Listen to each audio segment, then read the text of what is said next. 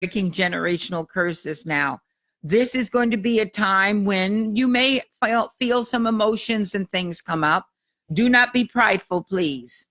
Okay, this is the time to get it right. The gates are open, okay, right now. We are here where the Lord can take care of it all, which is why we're going to have a hand washing at the end, okay, of that, and just wash all of that, okay, away. So anyway, I do have a PowerPoint. So most of the time, the screen on Facebook will be on the PowerPoint presentation if you are watching us on Facebook. Now, if you are watching us on Facebook and you do not have the handouts, okay, and want to watch this again with handouts, please email me at charlotteisrael@gmail.com so that I can get the handout, okay, to you. All right. And eventually, maybe next year, Brad, what I'll do is just put it on, okay, I can load it as a file onto Facebook so that anyone can get it. In fact, we'll do that.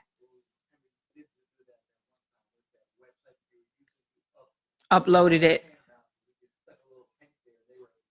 Okay. Yeah, but you can download it right on Facebook too, so that we'll have it. In fact, I want to go ahead and do that so that we'll have it for next year or anybody who watches this.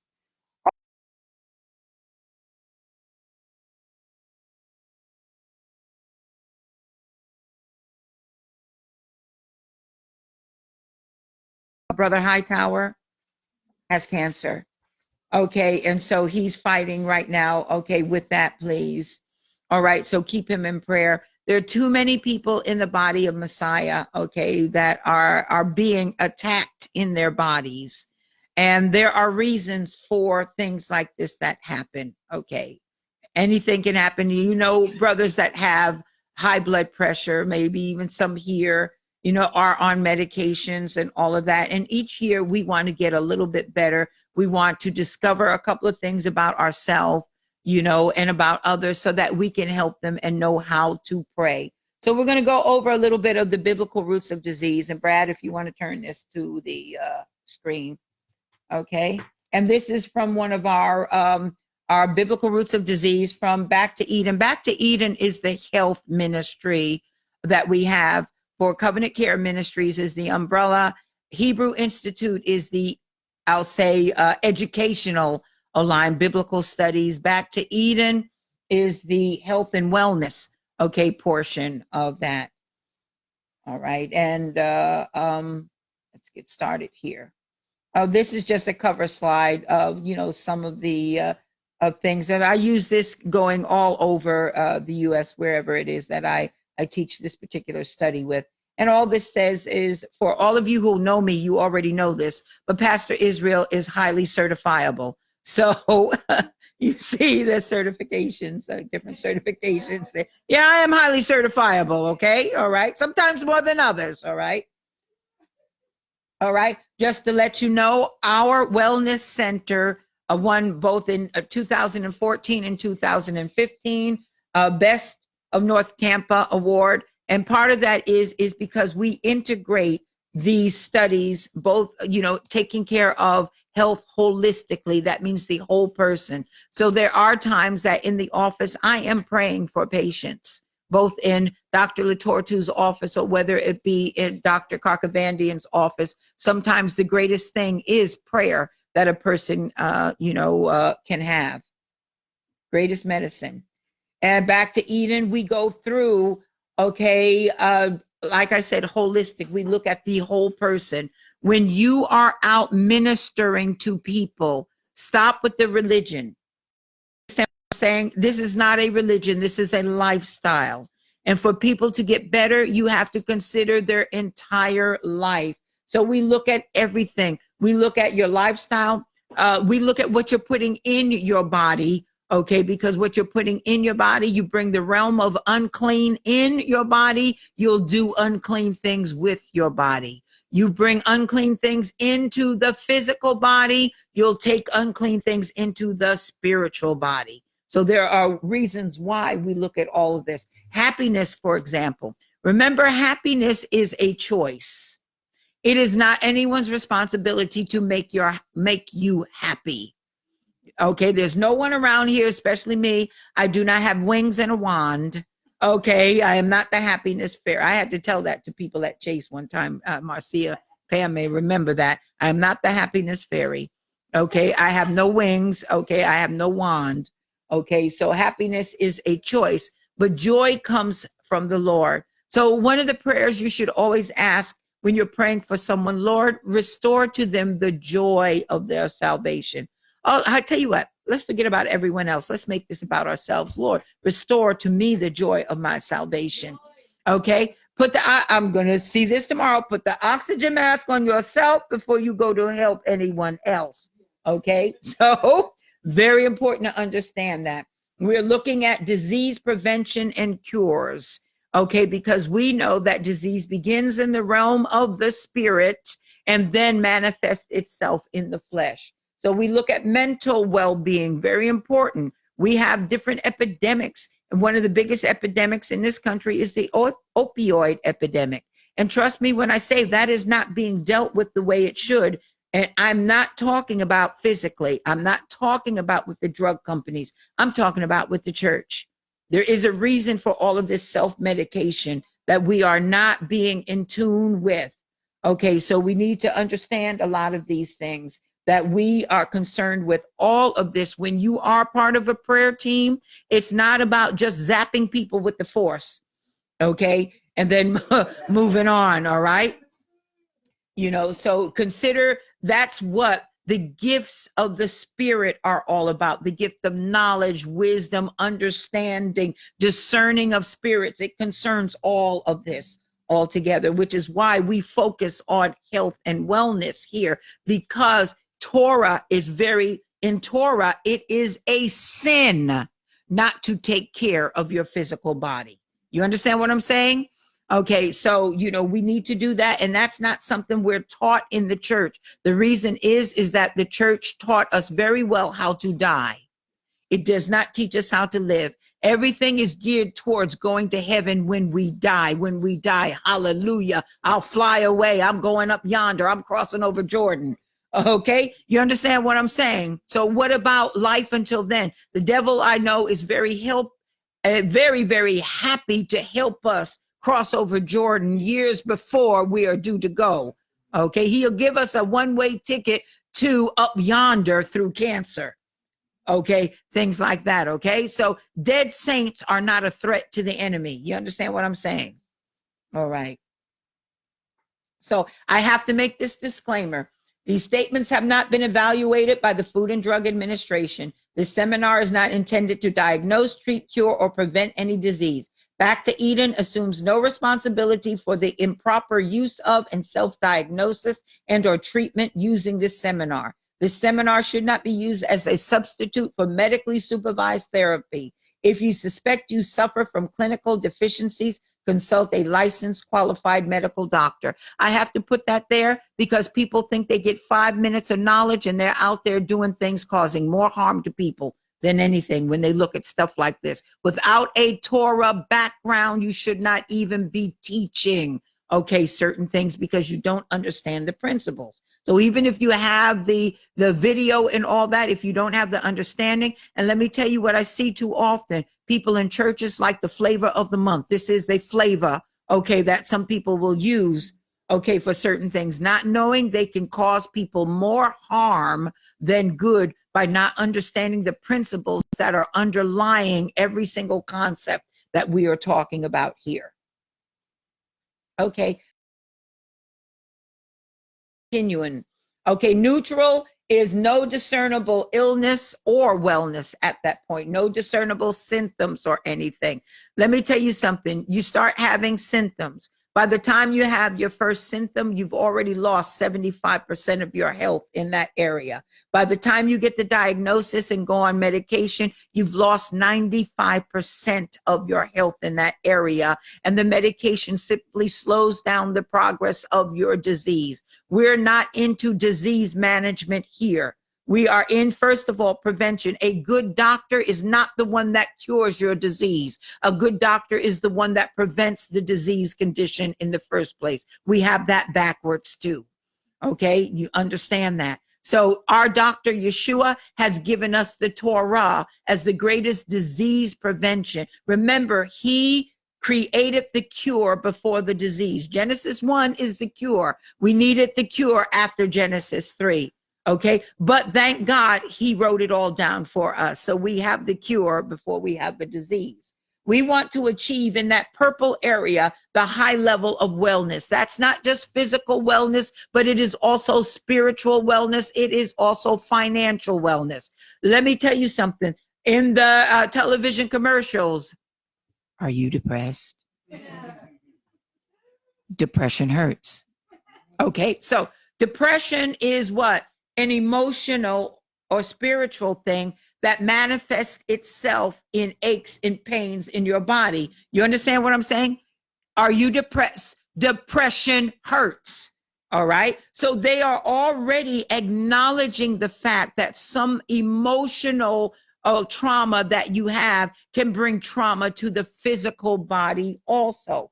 We want, once again, when we're starting to look at signs, okay, symptoms and disability, which lead to what? Premature death. It all started with a sign. When you go to the doctor's office, what do they ask you?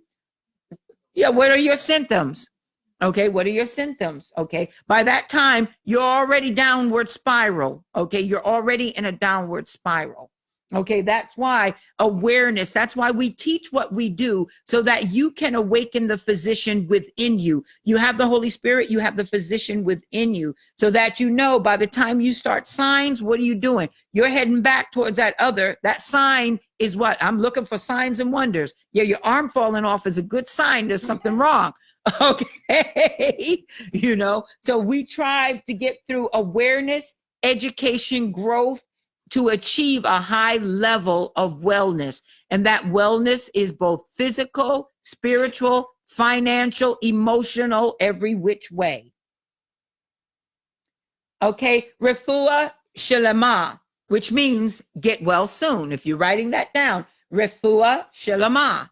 Okay, so you literally means a full recovery. When somebody is sick, that's your prayer. That is your prayer right there. Refuah shalama. Okay, you're pronouncing upon that person a full recovery. A full recovery. We talk about laying hands on what? The sick, and they what? Recover. Okay, so you lay hands on the sick, refuah shalama, full recovery.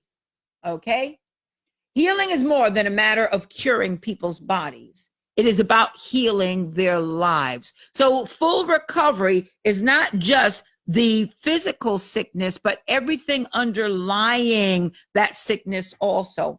The essential sickness, whether of an individual, a social group, a nation, or indeed the whole world, is to be turned away from God, his wisdom, unfulfilled in our purpose in this world, bitter and unhappy.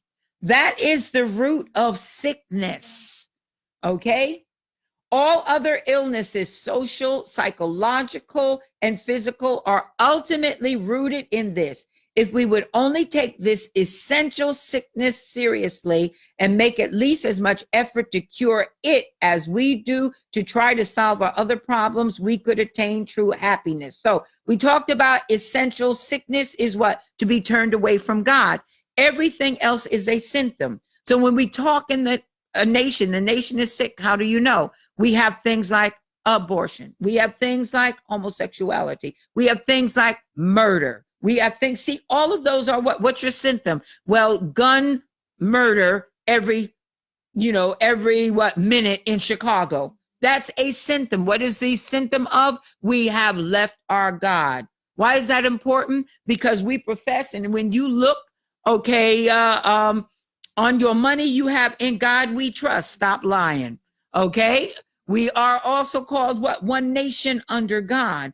So all of these things are signs that we have left our God. You understand what I'm saying? And that ultimately is the root of sickness. So I say to this country, Refuah Shalama, repeat after me. Refuah Shalama, get well soon.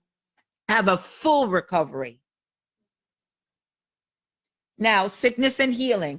Disease can be a terrible thing, but viewing it as a purely physical phenomenon makes it even more terrible, turning it into a meaningless torment, providing no comfort to those who are suffering.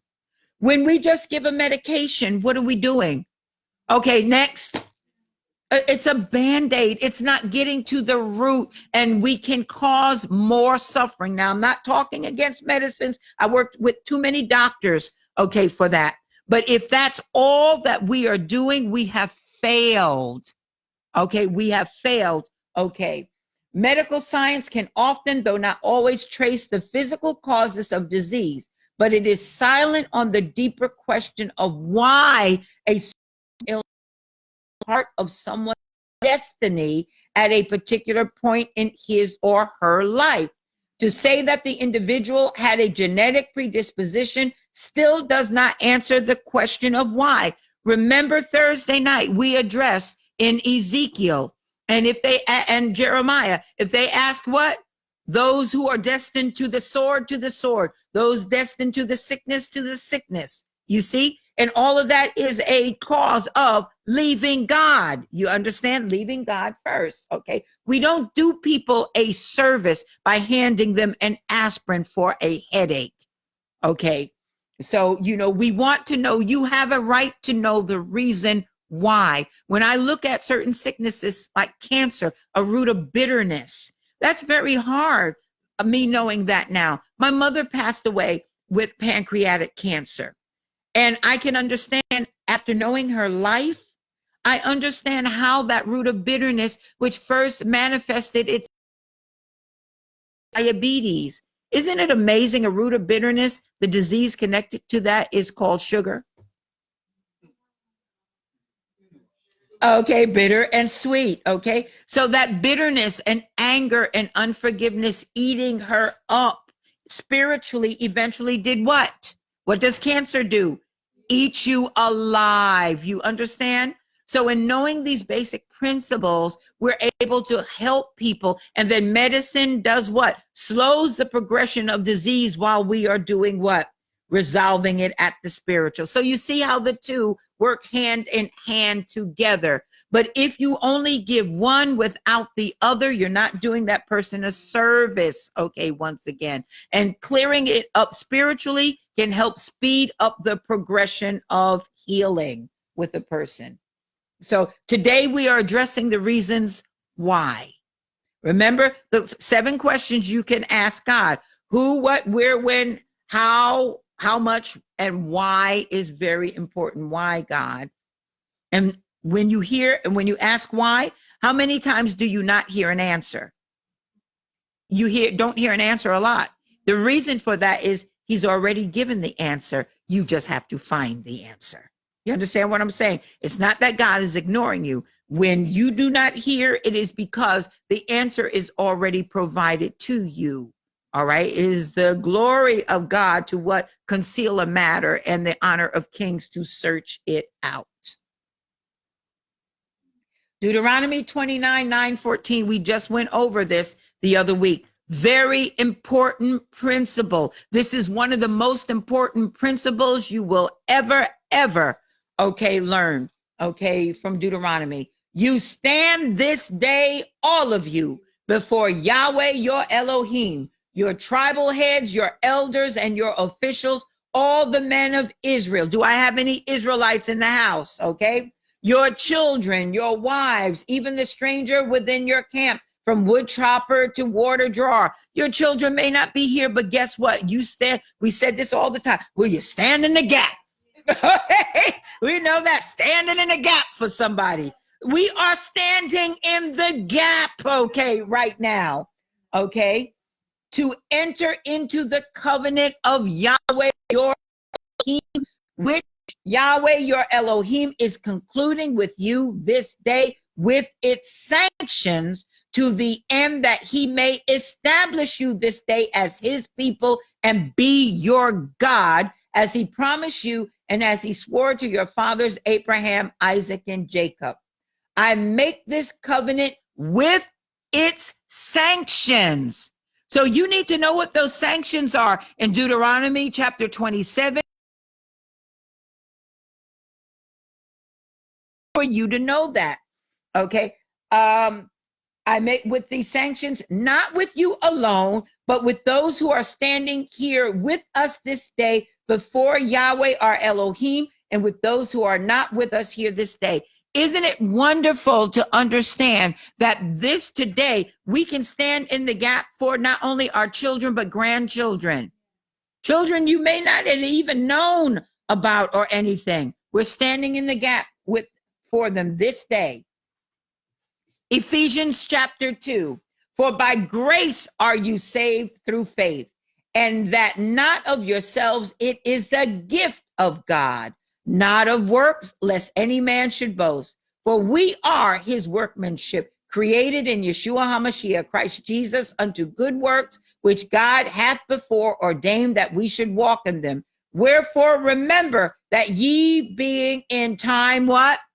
Past, Gentiles in the flesh, who are called uncircumcision by that which is called the circumcision in the flesh made by hands, that at that time when you were a Gentile, you were what? Without Christ, being aliens from the commonwealth of Israel, strangers from the covenants of promise, having no hope without God in the world. You were pagan and confused.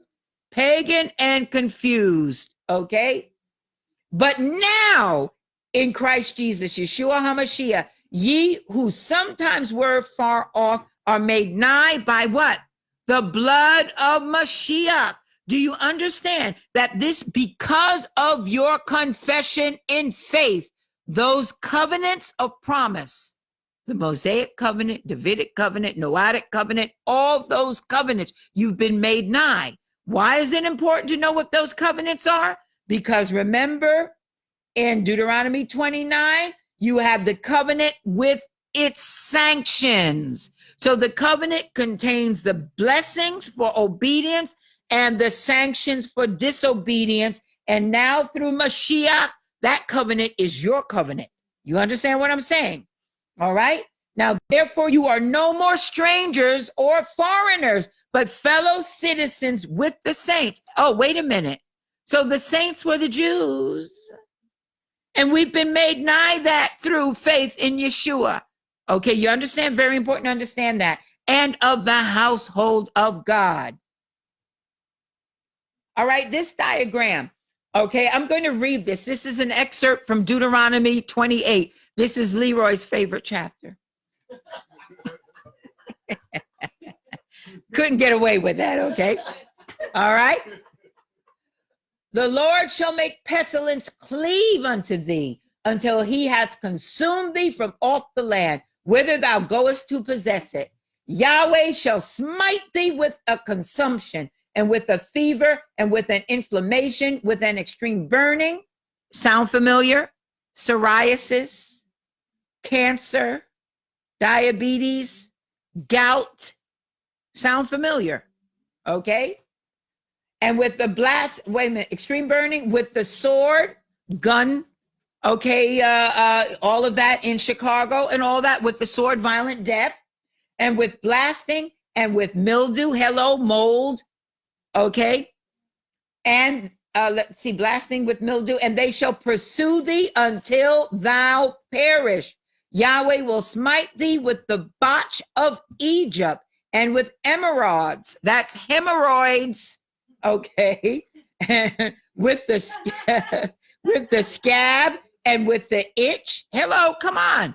We're seeing the psoriasis, eczema. You're seeing these commercials, Humira, okay, all of those drugs that they have, okay, for this.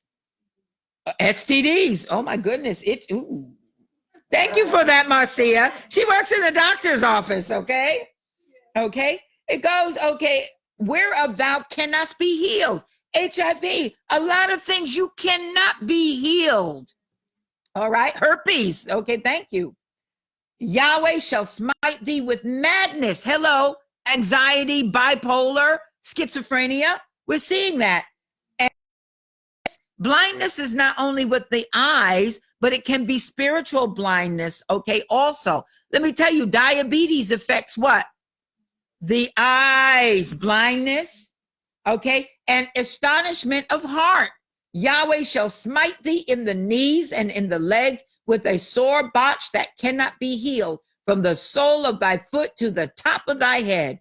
Yahweh will make thy plagues wonderful, and the plagues of thy seed, even great plagues of long continuance and sore sicknesses and of long continuance. How many people know people who are on diabetes medication for 10, 20, 30 years? Long continuance, okay? Moreover, he will bring upon thee all the diseases of Egypt, which thou wast afraid of, and they shall cleave unto thee. Also, every sickness and every plague, which is not written in the book of this law, them will Yahweh bring upon thee until thou be destroyed. So when we look at this diagram, we see at the top, osteoporosis, heart disease, arthritis, diabetes, metabolic syndrome, depression, immunological disorders, your lupus, multiple sclerosis, things like that, osteoporosis. Okay, all of that. Do you see all of that in, okay, once again, the Deuteronomy chapter 28? You see that there. We give these diseases names, but the greatest disease, and this is what all of these diseases are rooted in, disobedience. You understand what I'm saying? Separation from God. You cannot keep the source of life when you are separated from the source of life. You cannot keep the benefits. Always remember, any benefit that you receive through obedience to Torah, you cannot keep in disobedience to Torah. You understand what I'm saying? Pray, get well, obey, disobey. Guess what? The sickness does what? Come back upon you. Did not Yeshua say, go and do what? Sin no more, lest a greater thing come upon you. All right. So we can see that in that diagram, Deuteronomy 28, biblical. These are biblical diseases. They're named by man today, but they are all biblical diseases. Our negative emotions cycle. Okay. We talked about how every single organ has what? It has an emotion associated with that. And in our cycle, kidney, ears, and bladder, the negative emotion is fear. Guess what? You're seeing more people with kidney dialysis and all of that fear. Okay. Understand something. Fear is what? A lack of faith, a lack of information. There is only one spirit that deals with constant fear. Anybody know his name? Hasatan. Okay. All right. Don't get smart. Hasatan. Okay. Anything that keeps you constantly in fear is rooted in demonic influence, because fear keeps you away from faith in God to put your faith in man as opposed to God. Constant fear will affect your kidneys. Physical symptoms, loss of sexual energy. Oh, we got Viagra, Cialis, and all of that for that. Come on. All right. Loss of life force, nervous system disorders. The body becomes acidic, knots in the abdomen. Hello, IBS, Crohn's disease. Okay. All starting with that emotion, fear. And that affects the kidney, the ears, and the bladder. Okay. From there, we go to liver, eyes, and gallbladder. Negative emotions, anger, frustration, jealousy, and envy. Do we have a lot of that? Let me tell you, anyone promoting fear is promoting fear out of anger, frustration. You understand what I'm saying? So if you are being ruled by those emotions, Physical symptoms of that, production of more cholesterol. Oh, we got cholesterol drugs for that. All right. Bile production becomes imbalanced. Okay, we got Tums, we got what else? Yeah, Nexium, okay, and all that kind of stuff. Blood stagnates in the liver, reducing its ability to detoxify the body. So all those medications you are staying kill your liver because your liver can't detoxify it. Anyone with excess anger is going to have that stagnation in the liver. Okay, affects eyes. Next, we go to the heart. Heart and small intestine are tied together. Negative emotions, hate, cruelty, and impatience. So you see fear, anger, frustration, jealousy, envy, hate, cruelty, impatience. Are we seeing a picture? Are we seeing a picture in this nation? Are we seeing a picture in this nation? Okay, right now. All right, because look at the medications that are associated. We have a drug epidemic of people trying to self-medicate because they can't handle all of this stuff. You understand what I'm saying? Okay, physical symptoms, heart palpitations, high blood pressure, chest pains, guys. All right, and we go to the spleen, stomach, and pancreas. Pancreas, very important. Not just for diabetes, but pancreas is the organ that produces the bicarbonate to neutralize your stomach acid. Okay, so could that indigestion you have be a sign that pancreas is on the sputter? And eventually we're going to have other problems. It may take 20 or 30 years, guys, but guess what? It will happen if you don't prevent it. Negative emotions are worry, anxiety, mistrust. Do we have any of that in the environment today?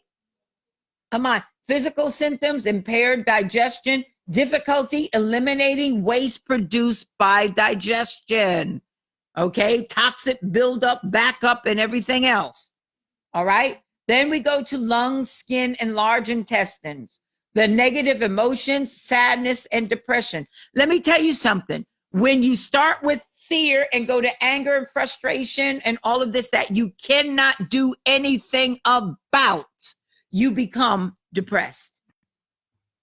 Your body gets so stressed, you're pumping so much adrenaline constantly that you are lowering your immune system. Your body will go into a physical depression, and depression does hurt. Depression will cause you to hurt other people. How many families do we see where the father or mother is killing the kids? We just had one here. Mama walked the baby and drowned the baby, okay, in the river. Okay, you see, understand that is a symptom. So sadness, depressions, okay, physical symptoms, breathing problems, okay, decreased oxygen in the blood, constipation. You understand? You're giving a lot of these medications. Okay, instead, Marcia, maybe we ought to be given a biblical health seminar at the doctor's office to talk about things like this. Okay, talk about this with the people instead.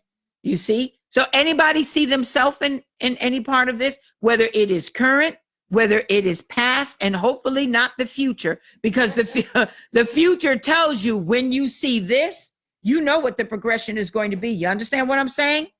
What we are doing is arming you, putting bullets in your gun right now. Okay, so that if you see these things coming upon yourself, you know the progression and you know how to stop it right away.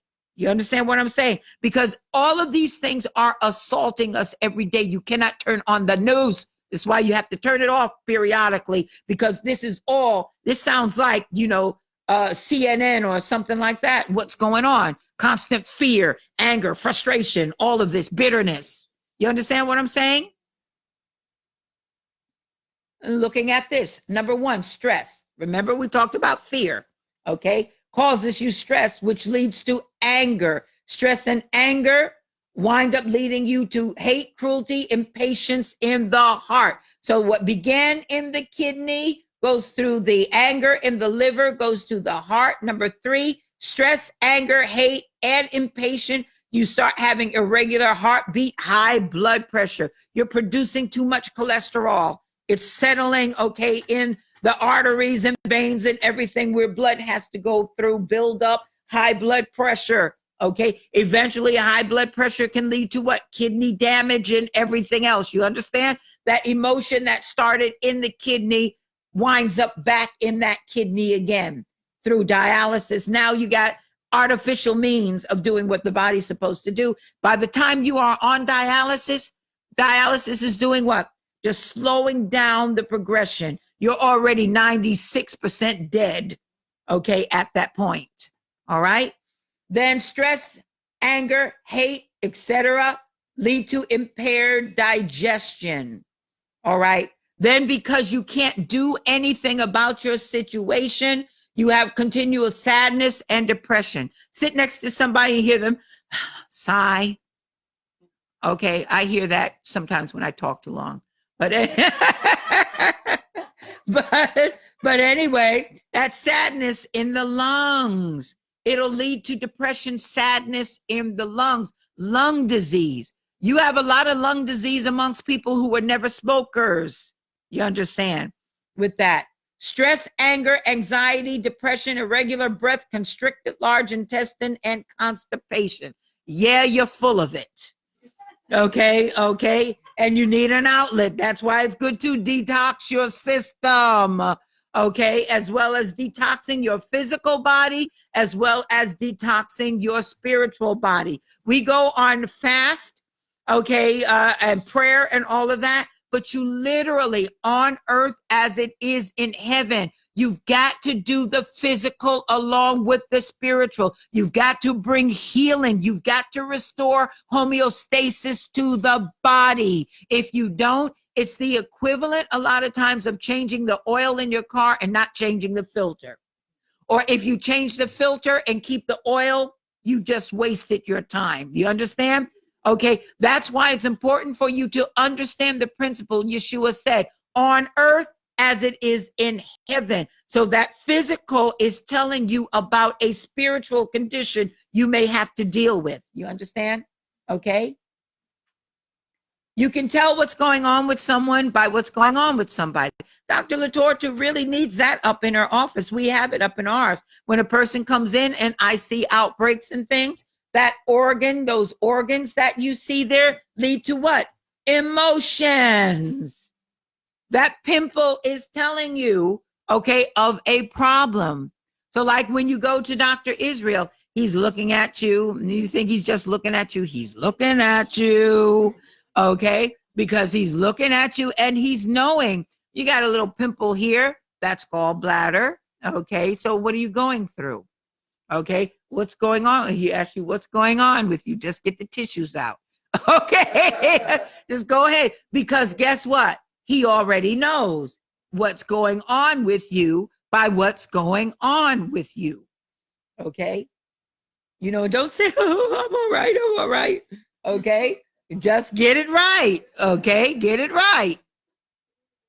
All right, so you see all of those. Your teeth are also another indicator. I don't have that up there. In our Back to Eden, we have various things that we can do to give solutions to challenges, especially if you want a non-pharmaceutical solution. So just know that, and you can contact, there are many people here in Back to Eden that are health professionals. Enough of that. Now, our feelings buried alive never die. All right. I'm going to do the reading. Okay. With this. Okay. Now where feelings begin. So just sit back and just think about this. I want you to think about it because it's very important. You understand, where do feelings begin? So we have to really go back to the beginning and go back to the beginning of your beginning. You understand? We're going all the way back, because that's where a lot of the things that you go through right now. This book is called Feelings Buried Alive Never Die. I don't know if you can take a close-up of that. Okay. Feelings Buried Alive Never Die. Remember last year I said to get this book. Okay. Feelings Buried Alive Never Die. You can order it off of your website, guys. It's on your website. Okay. And you really need this book because there's so much in this. Okay. We now know that the unborn child is aware, reacting human being, is an aware human being who from the 6th month on and perhaps even earlier leads an active emotional life. Your emotions did not begin with your birth.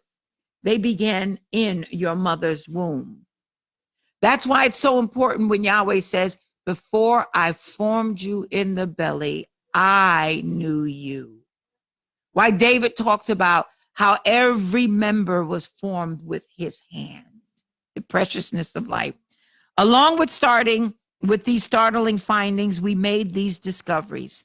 The fetus can see, hear, experience, taste, and on a primitive level, even learn in utero. Okay? Most importantly, he can feel, not with an adult sophistication, but feel nonetheless. And that was from Mysteries of Prenatal Consciousness by Sarah Bell Doherty. Okay. From the 24th week on, he hears all the time. Like I said, sit back. This is about you. This is about your children. This is about your grandchildren. You need to know this. From the 24th week, he hears all the time, listening to the noises in his mother's body and to voices, music, etc. You see how people say sometimes they play different music and everything? Okay, that's fine. You play the music, but he hears the shouting and screaming too. You understand what I'm saying? Okay. Between 28 to 30, every time I read this, I feel myself wanting to weep, because sometimes I know I had a very difficult pregnancy with Isaiah, and you start thinking about, oh, if only we had known some of these things beforehand, God, if only we had known, which is why it's so important we teach it, guys. Okay. Now, between 28 to 34 weeks, his brain's neural circuits are as advanced as a newborn's, and the cerebral cortex is mature enough to support consciousness. A few weeks later, brain waves become distinct. Thus, throughout the 3rd trimester, he is equipped with most of the physiological capability of a newborn. Sidebar, that's why every pregnant woman in that 3rd trimester needs to be on omega-3 fish oils with a high level of EPA and DHA, because the baby's brain, once again, is going through that formation and he's sucking her literally dry. This is why afterwards you sometimes have postpartum depression. If you know any women with postpartum depression, please give them omega-3s. Okay, they need to replenish the omega-3s that were taken by the baby. But if you want a smarter baby, okay, omega-3s throughout the pregnancy. Okay.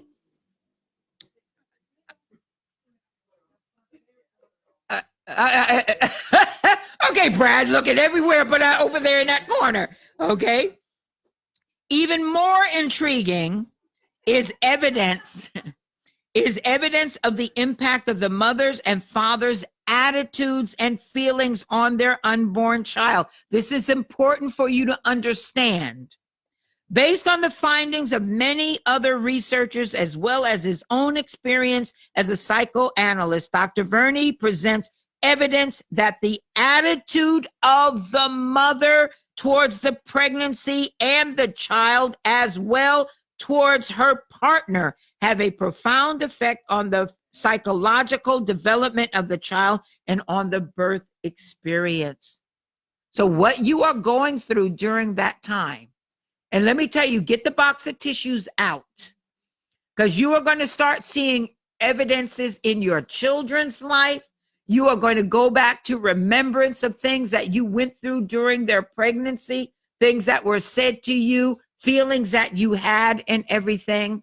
And it's all right to, this is what this is about, bringing all of this up so that we can what? Never go back that way again and repent of it. The mother, by her patterns of feeling and behavior, is the chief source of stimuli which shape the fetus. Communication between mother and her unborn child takes place in several ways. Physically, through hormones, for example.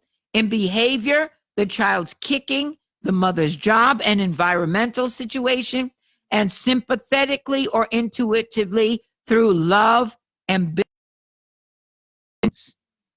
One of the main means for communication of maternal attitudes and feelings is the neurohormones the mother releases, which increase when she is under stress. What about if you've had 9 months of stress?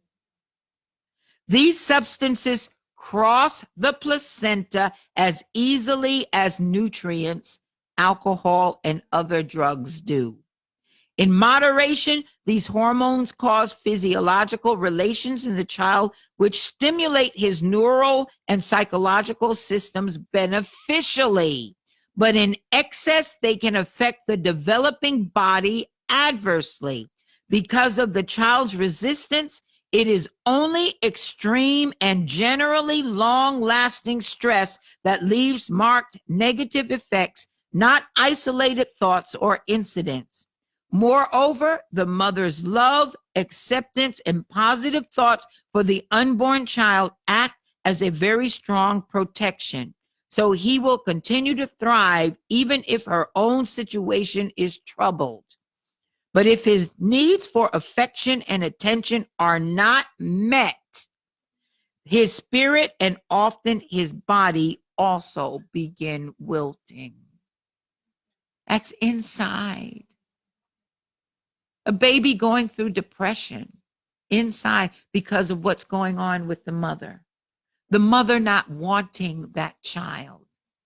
See, we're pro-life here. We're a country that's pro-life, right? But see, when we are pro-life and you are nurturing that mother who first thought to abort her child, you better be doing it the right way. You understand what I'm saying? Because that mother is producing hormones that are affecting that child while you are off patting your back over what wonderful, marvelous thing that you did. You understand what I'm saying with that? All right. People don't understand these things. All right. And I'm not saying abort the baby. You understand what I'm saying? I'm saying that we need to deal with the whole person and not just our religion. Okay.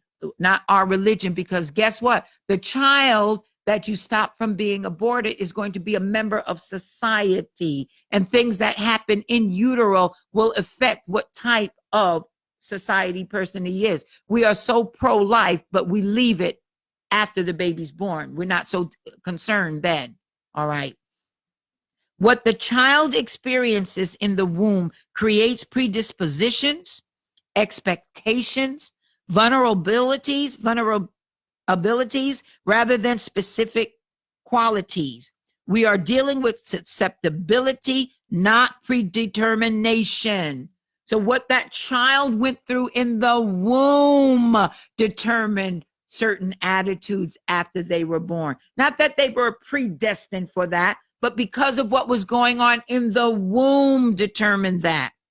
Increases in maternal neural hormones such as adrenaline, noradrenaline, and oxytocin do, however, heighten the child's biological susceptibility to emotional distress by altering portions of the child's autonomic nervous system, which controls physiological processes affecting personality structure. Okay.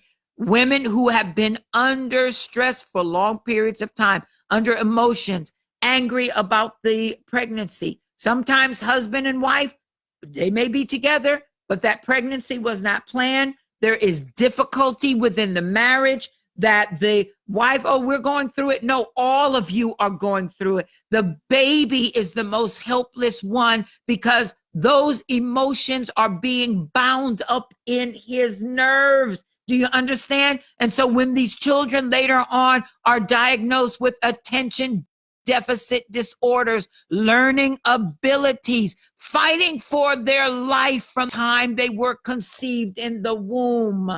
Sometimes when you are ministering to a sick child, you need to minister to the parents first, because that was bound up in the mother and father and it transferred into that child. You understand?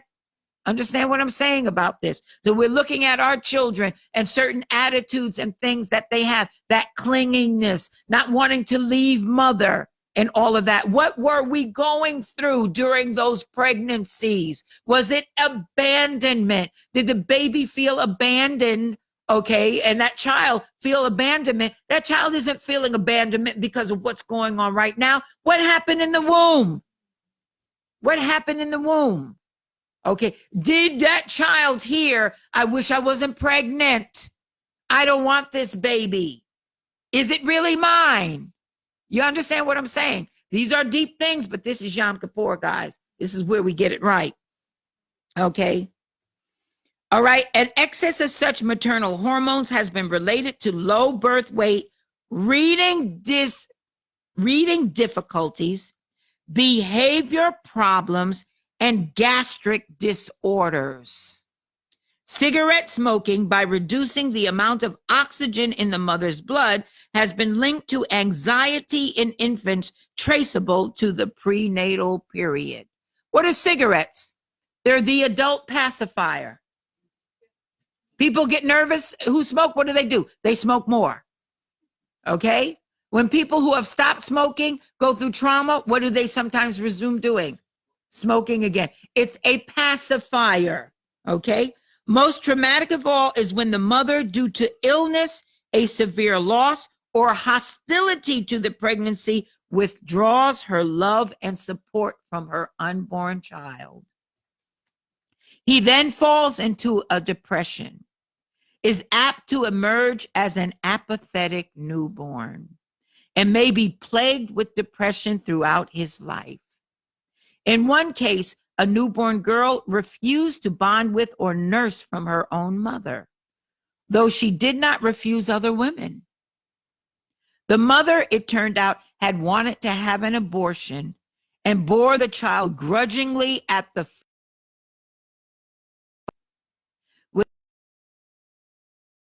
the child lacks a feeling person to whom he can attach himself. His mother becomes absorbed in herself and has no resources left for the baby, nor can he bond with a woman overburdened with anxiety or frustration. So guess what? If that is a male, okay, do you think this male is going to have problems with commitments and bonding later on in life? Hello, what's going on with him may be what was going on with him, with his mother and father. You understand what I'm saying? That's why we need Yeshua to redeem the time and to restore all that which the caterpillar, the locust, okay, took from us and all that. Okay? The unborn child appears to distinguish very clearly between different types of maternal stress. He's affected most strongly by the mother's negative or ambivalent attitude towards the pregnancy, and also by a stressful relationship between the mother and her partner, by a habitual level of anxiety and fear.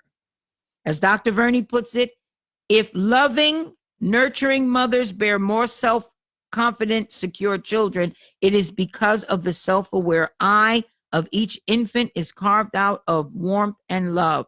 Similarly, if unhappy, depressed, or ambivalent mothers bear a higher rate of neurotic children, it is because their offspring's egos were molded in moments of dread and anguish. I'm telling you how to deal with your children. You understand? Grandchildren or whatever, children, okay? And you see this, like you're going for the guardian ad litem and all of this. You're going to go into homes where children may be abused or whatsoever. So now you understand how that child is started where? In the womb. You understand what I'm saying? This makes you a better guardian for that person to know how to pray for that child. Okay? Not surprisingly, without redirection, such children often grow into suspicious, anxious, and emotionally fragile adults. The second most important prenatal influence is the father. The father's attitude towards the pregnancy and his commitment to the relationship with the mother.